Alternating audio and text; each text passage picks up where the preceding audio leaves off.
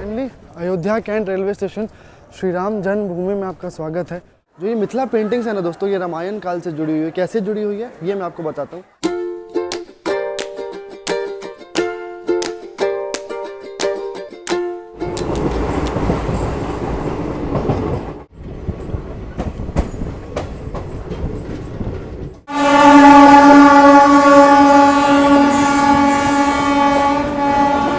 आलू की सब्जी है, ये सूखी सब्जी है, पत्ता गोभी, आलू की, प्याज।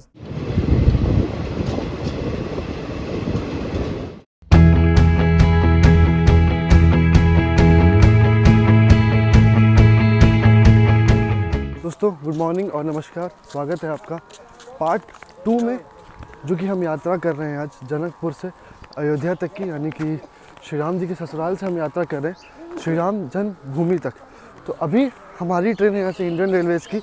आपने देखी थी जर्नी जो यहाँ तक की पार्ट 1 में, वो थी नेपाल रेलवेज़ की ट्रेन में जनकपुर धाम से लेके जयनगर तक।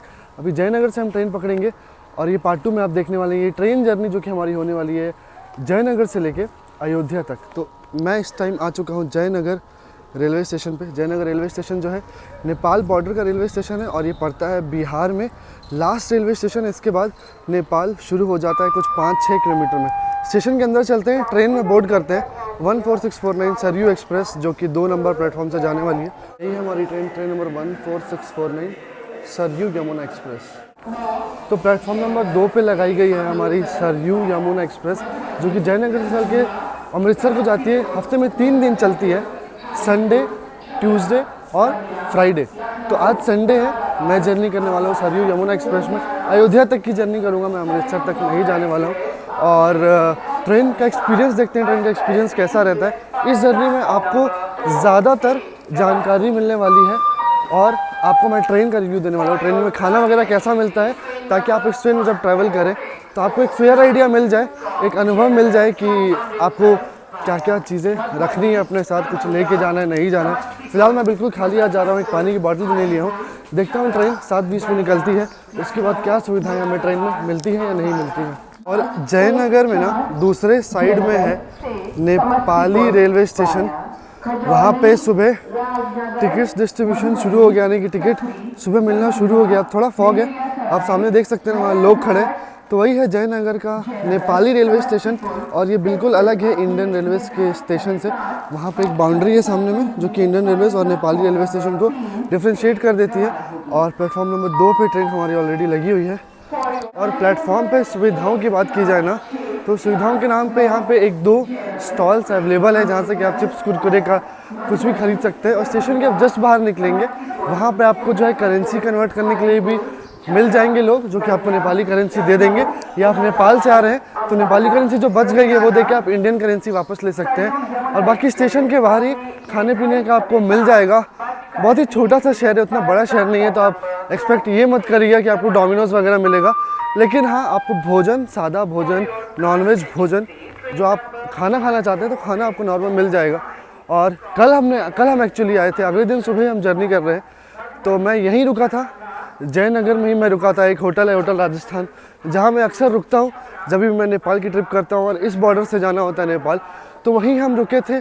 और बाकी एक्सपीरियंस की बात की जाए होटल की, तो होटल ठीक ठाक था भाई।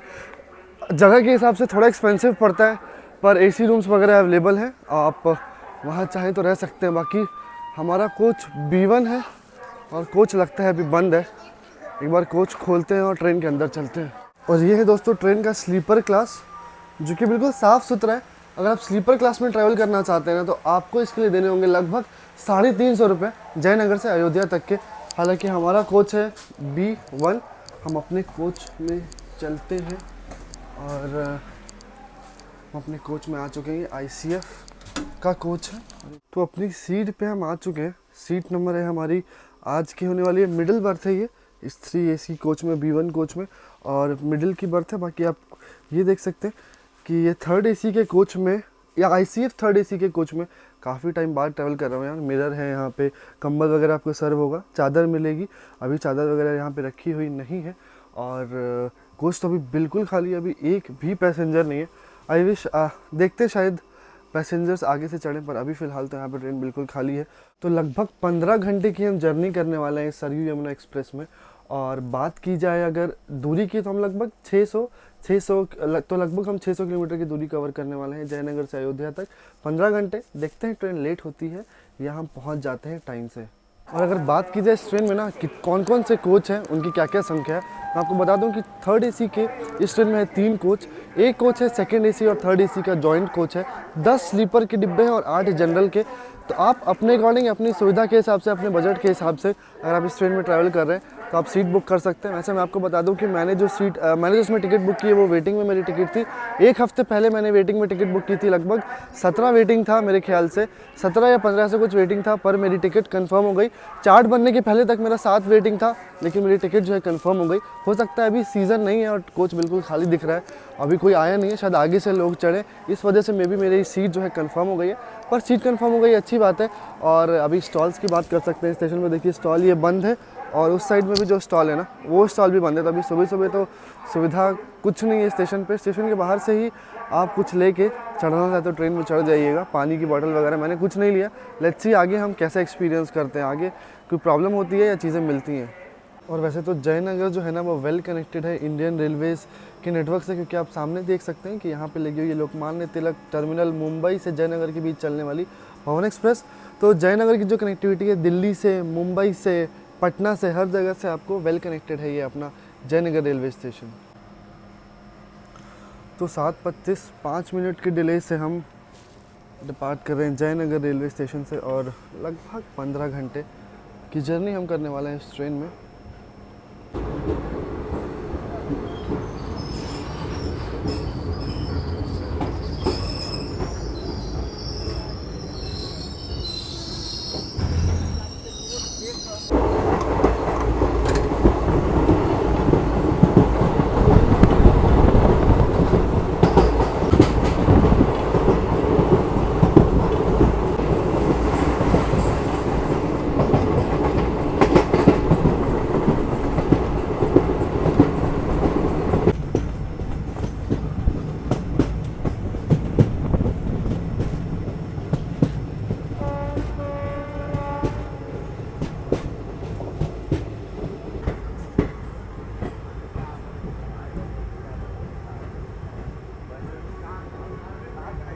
तो अभी हम लोग पहुंच चुके हैं मधुबनी, जो कि ट्रेन का तीसरा हॉल्ट है।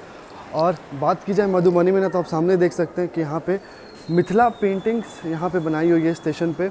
और इस चीज़ के लिए ही मधुबनी फेमस है, अपनी मिथिला पेंटिंग्स के लिए, वर्ल्ड क्लास मिथिला पेंटिंग्स के लिए। और मैं आपको बता दूँ कि 2 मिनट का हॉल्ट है यहाँ पे, स्टेशन कोड है MBI। और जो ये मिथिला पेंटिंग्स है ना दोस्तों, ये रामायण काल से जुड़ी हुई है। कैसे जुड़ी हुई है ये मैं आपको बताता हूँ। पहली बात तो जो मिथिला ये पेंटिंग्स है, ये सारी वुमेंस के द्वारा ही ये आर्ट किया जाता है। और बात की जाए इस पेंटिंग की रामायण से क्या लिंक है, तो ये पेंटिंग की जो ओरिजिनेशन है वो कहाँ से हुई, तो जो राजा जनक थे, जो कि मिथिला राज के राजा थे, तो श्री राम और सीता मैया की शादी के लिए जो है ना, राजा जनक ने गाँव वालों को ये आदेश दिया कि आप गाँव को सजाइए। तो वहाँ से ये शुरू हुई मिथिला पेंटिंग। तो मिथिला पेंटिंग से ही सजाया गया था पूरा। श्री राम और सीता जी का जब विवाह हुआ था, तो वहाँ से उत्पत्ति होती है इस मिथिला पेंटिंग की।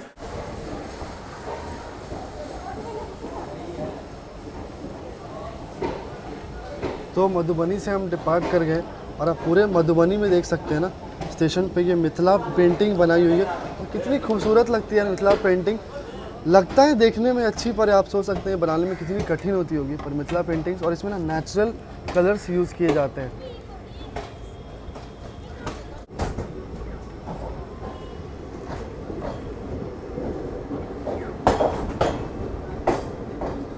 तो लगभग आधे घंटे के डिले से हम निकल चुके हैं मधुबनी से। अगला इम्पॉर्टेंट हॉल जो हम कवर करने वाले हैं वो है दरभंगा जंक्शन। तो दरभंगा जंक्शन पे मिलेंगे। ट्रेन भाई आधे घंटे लेट है, देखते हैं कि क्या पोजीशन रहती है। बाकी इस ट्रेन में पैंट्री कार की सुविधा नहीं है, और अभी तक कुछ बेचने भी नहीं आया है। तो एक पानी की बोतल भी मैं लेके नहीं चढ़ा हूँ। तो आप कोशिश करिएगा जयनगर से जब आप चलें तो पानी की बोतल और कुछ थोड़ा मोड़ा खाने का सामान तो ले लेंगे, कि अभी तक तो कुछ नहीं आया। देखते दरभंगा जंक्शन पे कुछ पानी की बोतल वगैरह लेने की कोशिश करते हैं, कुछ नमकीन वगैरह, नाश्ता मिलेगा तो वो भी लेने की कोशिश करते हैं। फिलहाल यहाँ से निकल चुके हैं, हम मिलेंगे दरभंगा जंक्शन।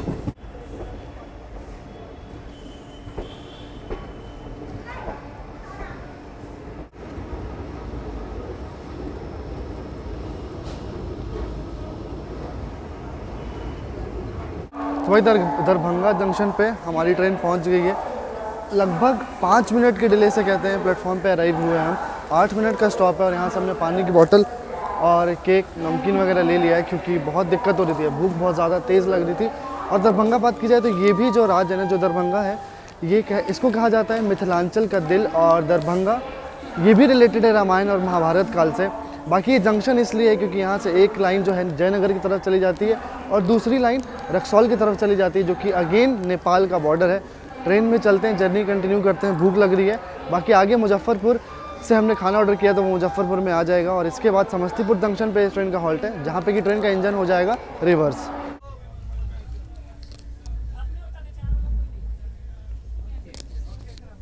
फाइनली काफ़ी राहत मिल रहा है केक खा के। और बात की जाए दरभंगा में, तो दरभंगा में एयरपोर्ट भी है जो कि दिल्ली से वेल कनेक्टेड है।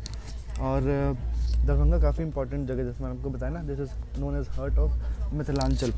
और बाकी बात की जाए टाइम के ट्रेन के लेट होने की, तो ट्रेन मान लीजिए आप 10 मिनट लेट है, आधे घंटे लेट पहले थी। अभी अगला हॉल्ट समस्तीपुर है।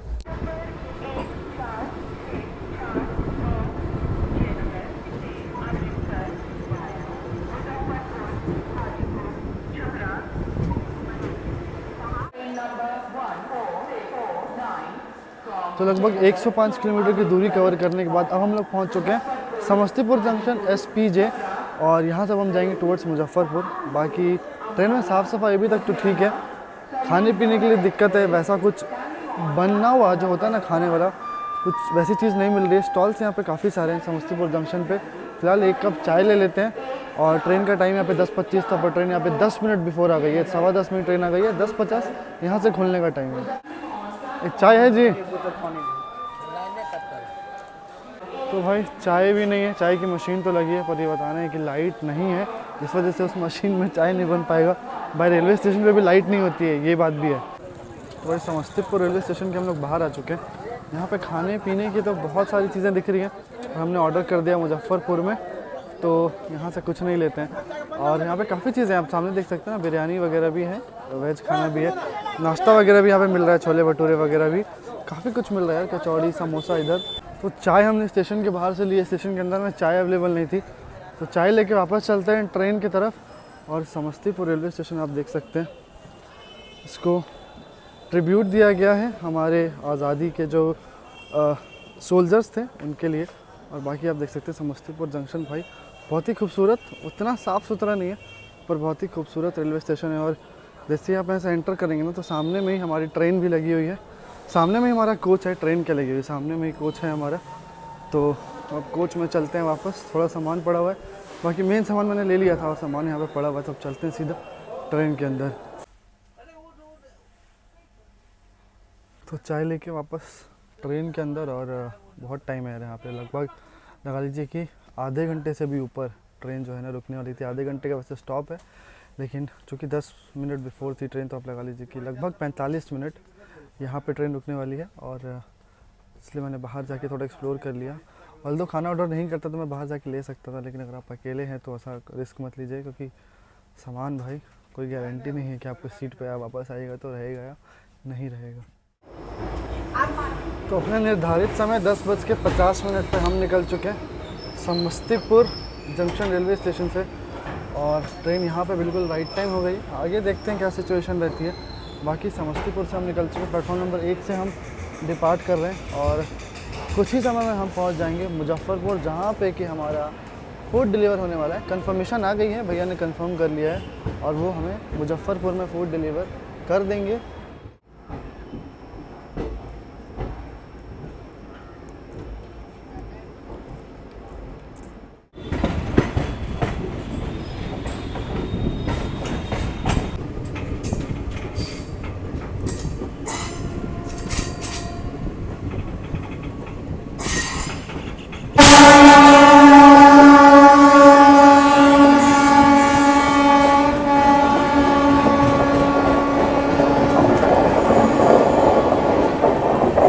तो ट्रेन हमारी वैसे तो बिफोर टाइम चल रही थी, लेकिन आउटर में, मुजफ्फरपुर के आउटर में ट्रेन को 10 मिनट लगभग रोक दिया गया। तो अभी ट्रेन आप मान लीजिए कि 10 मिनट लेट हो चुकी है। मुजफ्फरपुर पहुंच रहे हैं, वहाँ पे खाना देखते हैं, शायद पहुंच गया हो, खाना सीट पे डिलीवर होगा। ई केटरिंग ऑनलाइन मैंने खाना ऑर्डर किया है फूड ऑन ट्रैक, जो कि IRCTC का एक ऐप है। आप उससे खाना ऑर्डर कर सकते हैं और खाना लेते हैं। खाने का कॉस्ट बताता हूँ, उसका टेस्ट करके आपको टेस्ट भी बताता हूँ। और लगभग 12 बज चुके हैं, मुजफ्फरपुर हम लोग पहुँच रहे हैं। 5 मिनट का हॉल्ट था, 11:45 और 50 ये इसका टाइम था, पर लगता है कि ट्रेन लगभग 11:55 तक की प्लेटफॉर्म पे पहुँच पाएगी।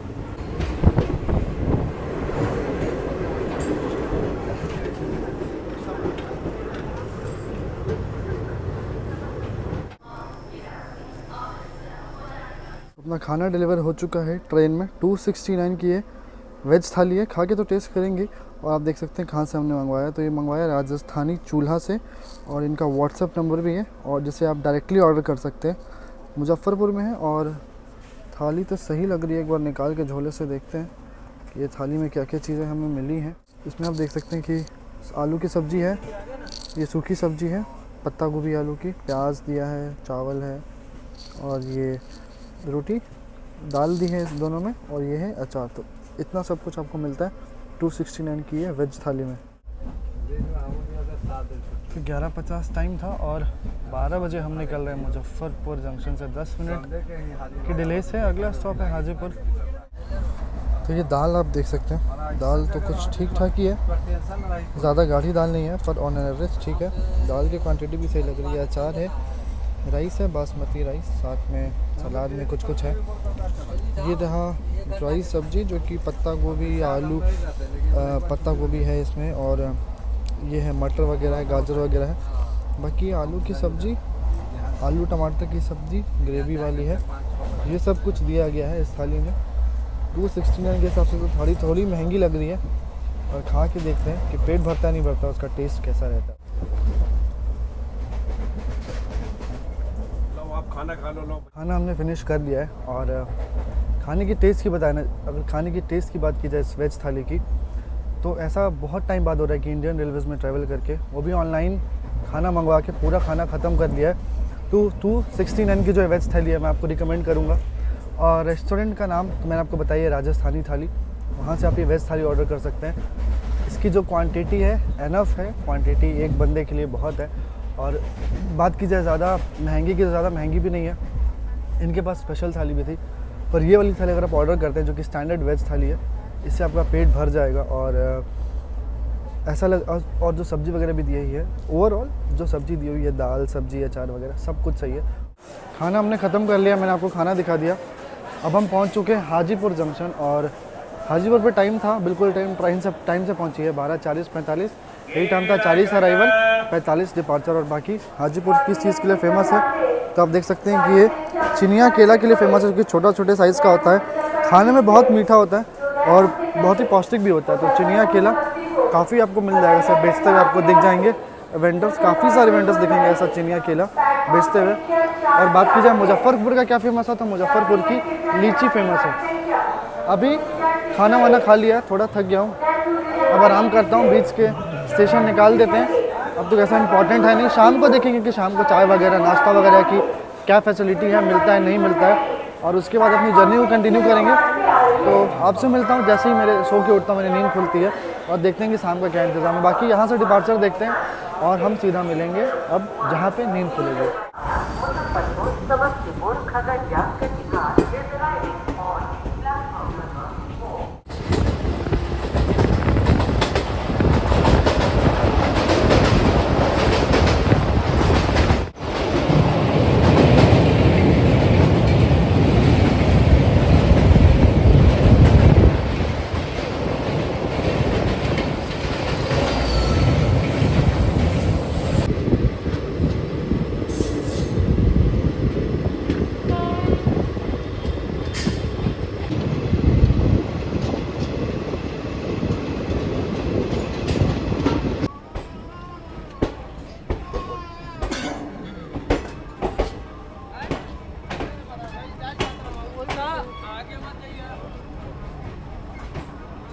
शाम के 5:25 हम लोग पहुंच चुके हैं मऊ जंक्शन।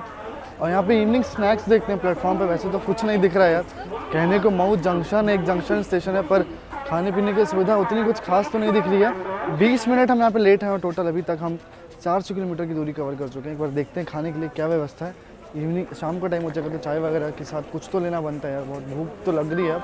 और देखते हैं एक बार, आपको भी मैं दिखाता हूँ कि खाने पीने के लिए क्या व्यवस्था आपको मिल जाएगी। 10 मिनट का हॉल्ट है, तो ट्रेन यहाँ पे लेट है तो शायद जल्दी खुल जाए। एक स्टॉल तो दिख रहा है वहाँ पर, एक स्टॉल दिख रहा है कोच के जो पास में ही आगे के साइड था, यहाँ से चल के। तो फाइनली यहाँ पे एक स्टॉल पे हमें समोसा मिल गया भाई।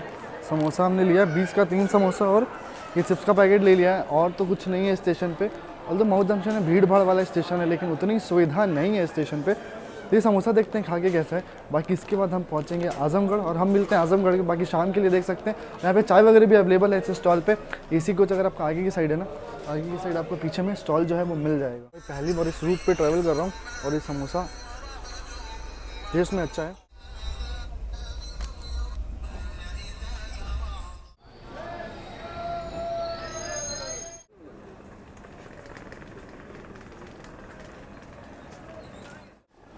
तो हम लोग पहुंच चुके हैं शाहगंज जंक्शन, और मैं आपको बता दूं कि यहाँ से और अयोध्या की दूरी रह जाती है 2 घंटे की। यहाँ पे जो ट्रेन आधे घंटे का स्टॉप लेने वाली है, क्योंकि ट्रेन का इंजन होगा रिवर्स डायरेक्शन में अब लग के ट्रेन जाएगी टुवर्ड्स अयोध्या। और बात की जाए अभी तक साफ़ सफाई की ट्रेन में, तो साफ़ सफाई ठीक ठाक है। और ये लास्ट बड़ा रेलवे स्टेशन है, यानी कि शाहगंज जंक्शन, जैसा कि नाम ही कह रहा है। और इसके बाद एक बीच में अकबरपुर जंक्शन रेलवे स्टेशन, इसके बाद हम पहुंच जाएंगे अयोध्या जंक्शन। तो लगभग यहाँ से खुलने का टाइम है इसका 8:25 पे, और अयोध्या पहुँचने का टाइम है लगभग 10 बजे। अभी तक हम माने तो 500 किलोमीटर की दूरी कवर कर चुके हैं, 100 किलोमीटर की और है।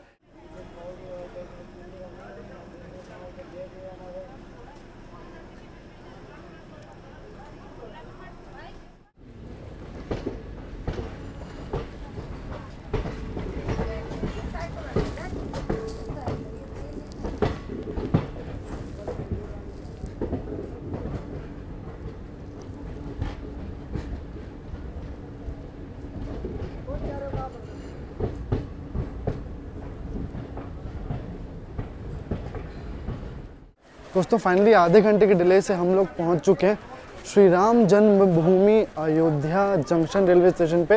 अयोध्या कैंट रेलवे स्टेशन भी है यहाँ से 5 किलोमीटर आगे, पर हम उतर गए अयोध्या जंक्शन, क्योंकि हमें यहीं तक जर्नी करनी थी। हमारा टिकट वैसे अयोध्या कैंट तक था। तो श्री राम जी की ससुराल से श्री राम जन्मभूमि तक हम पहुँच चुके हैं लगभग 1200 रुपये में, जिसमें कि 950 की टिकट थर्ड AC की थी, और 220 की जो नेपाली रेलवे की टिकट थी वो थी 220 रुपये की। तो आप मान के चलिए लगभग 1200 रुपये में हम पहुंच गए श्री राम जी के ससुराल से श्री राम जी के जन्मभूमि यानी कि अयोध्या तक। और आई होप कि आपको पूरी जर्नी पसंद आई होगी।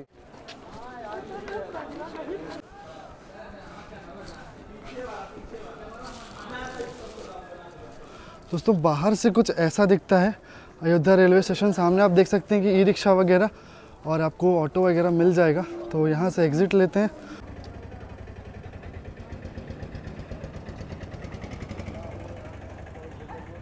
Finally Ayodhya Cantt railway station Shri Ram Janmabhoomi में आपका स्वागत है। और Ayodhya junction railway station 3 platform का रेलवे स्टेशन तो उतना खास नहीं है, पर इस साइड में आप देख सकते हैं यहाँ पे कंस्ट्रक्शन में है नई बिल्डिंग, जो श्री अयोध्या धाम अयोध्या जंक्शन रेलवे स्टेशन। वैसे तो अयोध्या कैंट रेलवे स्टेशन भी है, पर ये रेलवे स्टेशन जो है इसको डेवलपमेंट में लगाया गया है। और ये रेलवे स्टेशन आने वाले समय में काफ़ी इंपॉर्टेंट और टूरिज़्म के हिसाब से काफ़ी इंपॉर्टेंट होने वाला है, क्योंकि नई बिल्डिंग जब बन जाएगी उसमें सारी सुविधाएं होंगी, यानी कि रेलवे यात्रियों के रुकने के लिए बहुत सारी सुविधाएं प्रदान की जाएंगी। बाकी इस व्लॉग को दोस्तों यहीं ख़त्म करते हैं। आई होप कि आपको ये व्लॉग पसंद आया होगा। और अयोध्या जंक्शन रेलवे स्टेशन में बंदर बहुत ज़्यादा हैं, तो बंदरों से थोड़ा सावधान रहिएगा। आई होप कि आपको ये पूरी जर्नी पसंद आई होगी श्री राम के ससुराल से श्री राम जन्मभूमि तक। तो यहाँ पे देख सकते हैं पीछे ना काफ़ी बंदर है। तो मिलेंगे किसी और नई वीडियो में ऐसी कंटेंट के साथ। जुड़े रहिएगा चैनल के साथ। वीडियो अच्छी लगी हो तो वीडियो को लाइक और चैनल को सब्सक्राइब कर दीजिएगा। अपना ख्याल रखिएगा, अपने परिवार का ख्याल रखिएगा।